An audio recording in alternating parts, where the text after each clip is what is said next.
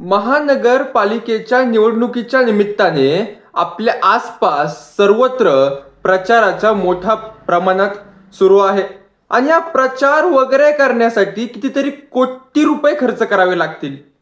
Pamphlet छापण्यापासून ते रिक्षा, मंडप, गळ्यात पक्षाचे उपरणे, माईक सिस्टीम, वेगवेगळ्या प्रकारची वाद्य आणि सगळ्यात महत्वाची म्हणजे जी माणसं कार्यकर्ते म्हणून असतात त्यांची काय असेल ती सोय. अशा प्रकारे कित्येक तरी खर्च होतो. तेव्हाच मग आपल्याला दुसऱ्या बाजूला एक विचार येतो का की निवडून येण्यासाठी, नगरसेवक होण्यासाठी उमेदवार कोटी कोटी रुपये खर्च करतात आणि नेमकं नगरसेवक झाल्यावरती त्यांना असा किती पगार मिळतो? जर तुम्हाला नगरसेवकाचा पगार जाणून घेतला तर तुम्हाला आश्चर्याचा धक्का बसेल. जेवढी मोठी महानगरपालिका तेवढा तेथील नगरसेवकाचा पगार जास्त असतो. पण जास्त म्हणजे किती तुम्हाला माहिती आहे का?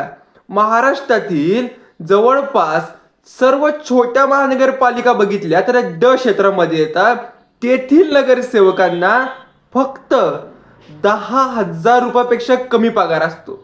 त्यापेक्षा जास्त क क्षेत्रामध्ये ज्या महानगरपालिका येतात, उदाहरणार्थ औरंगाबाद व छत्रपती संभाजीनगर, नवी मुंबई, वसई विरार, कल्याण डोंबिवली या महानगरपालिकेतील नगरसेवकांना महिन्याला फक्त 10,000 रुपये पगार असतो.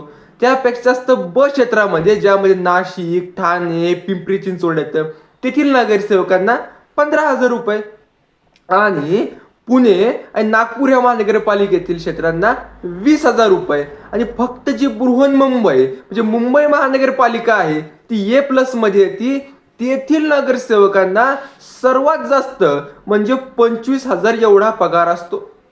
लोकांना एवढ्या कमी पगारासाठी जर नगरसेवक व्हायचं असतं तुमची सेवा करण्यासाठी, तो भाग झालाच. पण त्यापुढे एवढा कमी पगार असणं सुद्धा, भविष्यात हे माहिती असून सुद्धा निवडून येण्यासाठी कितीतरी कोटी रुपये खर्च केला जातो. बरोबर ना?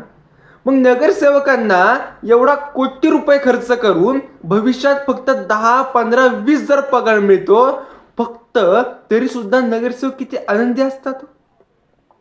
ते कसे सामान्य माणसाला 10-15 हजार पगारामध्ये काहीच होत नाही, तो अत्यंत गरीब समजला जातो. पण नगरसेवकांना हे गणित लागू होत नाही का?